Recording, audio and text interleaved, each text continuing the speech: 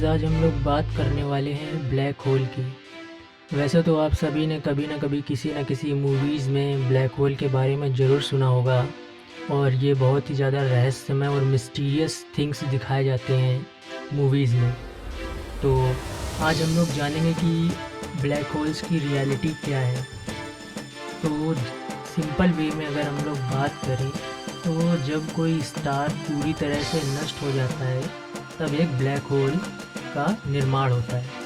और black hole इतने ज़्यादा पावरफुल होते हैं कि अपने आसपास की सारी चीज़ों को समेट कर वो अपने अंदर ले लेते हैं। वो बड़ी से बड़ी चीज़ का मास कंप्रेस करके एक बहुत ही छोटे चीज़ में बदल देते हैं और अपने अंदर सारी चीज़ों को ग्रेविटेशनल फोर्स ब्लैक होल का इतना ज़्यादा होता है कि लाइट भी उसके सामने से जाएगी तो ब्लैक होल लाइट को भी खींच लेगा।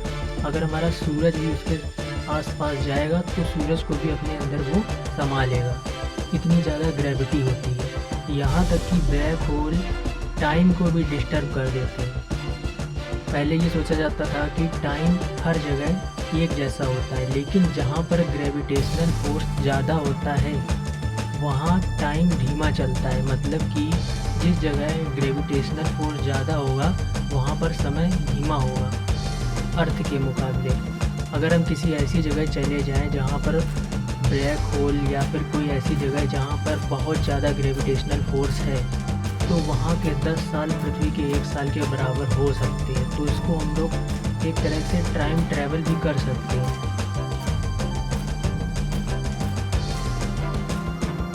न्यूटन ने कहा था कि टाइम एब्सोल्यूट है, मतलब कि टाइम हर जगह हर स्थिति में एक ही जैसा होता है।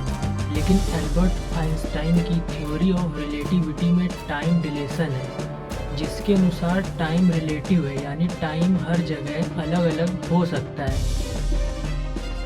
और ये प्रूव भी हो चुका है, ये प्रूव किया जा चुका है वैज्ञानिकों द्वारा कि ग्रेविटी टाइम को धीमा कर देती है। मतलब हम लोग किसी ऐसी जगह पर अगर जाएं जहां पर बहुत ज़्यादा ग्रेविटी है तो वहां पर टाइम धीमे चलेगा और पृथ्वी के मुकाबले वो जगह टाइम धीमा होगा तो वहां पर 1 साल और पृथ्वी के 10 साल लगभग बराबर हो सकते हैं। तो ये टाइम ट्रेवल हम लोग फ्यूचर में कर सकते हैं, बट हम लोग पास्ट में नहीं जा सकते। और अभी हाल ही में हमारे वैज्ञानिकों द्वारा ब्लैक होल देखा जा चुका है। जो अभी स्क्रीन पर दिख रहा है वो ब्लैक होल की असली तस्वीर है जो हमारे टेलीस्कोप द्वारा ली गई है। ये ब्लैक होल हमसे 53.5 मिलियन प्रकाश वर्ष दूर है। इसे खोजे जा सकने का कारण इसका साइज है। यह सूरज से कई लाख गुना बड़ा है, बहुत ज़्यादा इंटेंसिटी से कई प्रकार की किरणें और कई प्रकार के सूक्ष्म मैटर पैदा करता है। इसलिए यह पहला ब्लैक होल बना जिसे खोजा जा सका। ब्लैक होल पूरे यूनिवर्स का सबसे खतरनाक आकाशीय पिंड है जो अपने एरिया में आने वाली सभी चीज़ों को निगल लेता है। यहाँ तक कि प्रकाश जिसकी स्पीड 3 लाख किलोमीटर पर सेकंड है उसे भी अपने अंदर समा लेता है। लाइट का कोई भी इफ़ेक्ट ब्लैक होल पर नहीं पड़ता है। वो पूरी की पूरी लाइट ब्लैक होल के अंदर चली जाती है क्योंकि ब्लैक होल की ग्रेविटी बहुत ज़्यादा रहती है और ब्लैक होल स्पेस और टाइम दोनों को ख़राब कर देता है। मतलब कि अगर सूरज ब्लैक होल के पास से जाए या कोई भी चीज़ जाए तो उसके अंदर सिमट के बहुत छोटी हो जाएगी, लेकिन उसका जो मास है वो कम नहीं होगा। मतलब कि आप इसको इस तरह से समझ सकते हैं कि बहुत सारे पहाड़ को कंप्रेस कर कर एक पेन के ढक्कन के बराबर बना दिया जाए, लेकिन उसका जो मास है, जो उसका वेट है, वो बिल्कुल भी कम नहीं होगा, केवल स्पेस में कम हो जाएगा। एल्बर्ट आइंस्टाइन की द थ्योरी ऑफ रिलेटिविटी का मुख्य आधार टाइम डिलेशन है। इससे समय यात्रा यानी टाइम ट्रैवल पॉसिबल है, पर फ्यूचर में जा सकते हैं, पास्ट में नहीं जा सकते हैं। टाइम को खींचा जा सकता है लेकिन दबाया नहीं जा सकता। टाइम ट्रैवल करने के लिए हमें किसी ऐसी जगह जाना पड़ेगा जहाँ ग्रेविटी बहुत ज़्यादा हो, जैसे कि ब्लैक होल के पास होती है, या फिर ब्लैक होल के किसी पास के प्लैनेट पर रहा जाए। अत्यधिक ग्रेविटी के कारण वहाँ का टाइम बहुत धीमा हो जाएगा। अगर हम ब्लैक होल या किसी पास वाले प्लैनेट पर 1 साल रहते हैं तो हमारी पृथ्वी पर 10 साल गुजर जाएंगे, और जब हम वहाँ से वापस आएंगे तो हम 9 साल फ्यूचर में होंगे। तो ये भी एक तरह का टाइम ट्रैवल करने का कॉन्सेप्ट है। लेकिन अभी अपने आसपास ऐसा कोई ब्लैक होल मौजूद नहीं है जिस पर जाकर हम लोग ये एक्सपेरिमेंट कर सके, तो अभी तो ये केवल एक कॉन्सेप्ट है। तो अभी हम लोग एक सिंपल मेथड द्वारा जानते हैं कि ब्लैक होल कैसे बनते हैं। बेसिकली यदि हम किसी भी ऑब्जेक्ट को, जैसे कि हमारी पृथ्वी, उसकी चाइल्ड रेडियस तक छोटा कर दिया जाए, कंप्रेस कर दिया जाए, तो वो ब्लैक होल में कन्वर्ट हो जाएगी।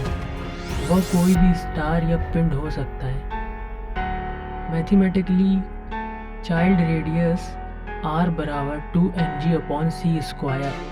अब आप सोच सकते हैं कि ऑब्जेक्ट को कितना छोटा होना पड़ेगा, क्योंकि उसके अपॉन में c² यानी वेलोसिटी ऑफ लाइट है। ब्लैक होल का पता कैसे चलता है?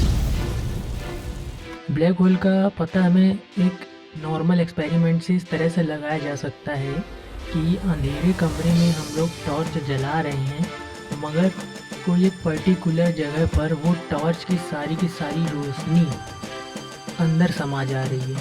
इसी तरह से हम लोग स्पेस में ब्लैक होल को भी जज करते हैं कि ये ब्लैक होल हो सकता है। जब सुपरनोवा विस्फोट अंतरिक्ष में होता है तो गहरे अंतरिक्ष में बहुत ज़्यादा रोशनी हो जाती है। तो इस रोशनी से साइंटिस्ट बहुत सारे प्लैनेट खोज लेते हैं, और वहीं पर कभी कभी ऐसा दिखता है कि हम लोग को वो रोशनी किसी पर्टिकुलर पॉइंट पर बिल्कुल अंदर समाती हुई दिखती है। तो वो 100% ब्लैक होल होता है। और अभी आप लोगों ने ब्लैक होल की असली तस्वीर भी देखी। सैजिटेरियस ए हमारी आकाश गंगा के बीच में स्थित है, जिसको 1974 में रॉबर्ट ब्राउन और ब्रूस बैलिक ने खोजा था। इसकी डिस्टेंस हमारी अर्थ से 25,640 लाइट ईयर है। सैजिटेरियस ए की रेडियस 44 मिलियन है। अब आप इससे जान सकते हैं कि सैजिटेरियस ए ब्लैक होल कितना पावरफुल होगा।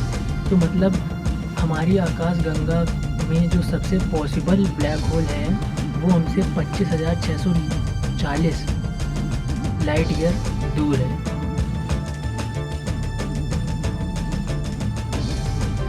जब किसी बड़े तारे का पूरा ईंधन जल जाता है तो उसमें एक ज़बरदस्त विस्फोट होता है, जिसे सुपरनोवा कहते हैं। विस्फोट के बाद जो पदार्थ बचता है वो धीरे धीरे सिमटना शुरू हो जाता है और बहुत ही घने पिंड का रूप ले लेता है, जिसे न्यूट्रॉन स्टार कहते हैं। अगर न्यूट्रॉन स्टार बहुत विशाल होते हैं तो गुरुत्वाकर्षण का दबाव इतना ज़्यादा होगा कि वो अपने ही बोझ में सिमटता चला जाएगा और इतना घना हो जाएगा कि ब्लैक होल बन जाएगा, जिसको हिंदी में, शुद्ध हिंदी में जामविवर, कृष्णगर्त या ब्लैक होल, अभी जो नॉर्मल लोग जानते हैं उसको ब्लैक होल के रूप में दिखाई देगा।